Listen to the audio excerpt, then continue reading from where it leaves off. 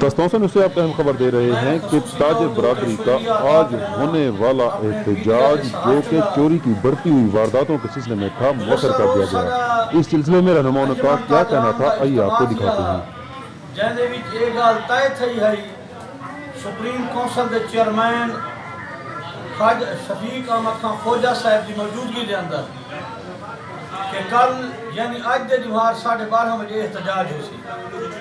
लेकिन मौजूदी हालात के मुताबिक इंतजामिया ने डेरा गाजी खान की बालाई पुलिस की क्यादत ने सारे नाल राबता किए और उन्हें चोरियों के कला कमां वास्ते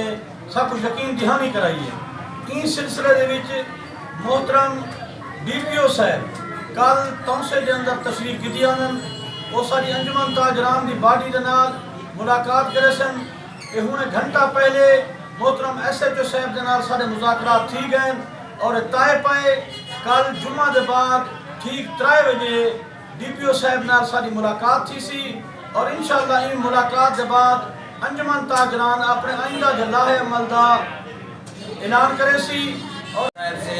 उसमें हमने यही शर्त रखा है कि आप कोशिश करें मुजरिमों को पकड़ें, हम वक्ती सूरत में अपना एहतजाज को मुलतवी कर रहे हैं। मगर ये है कि अमन अमान के बारे में या ये चोरी अगर इन पर हम जोर न दें तो ये कल फिर होते जाएंगे। आवाम का तहफ़्फ़ुज़, उनके जान और माल का तहफ़्फ़ुज़ हम सब ने मिल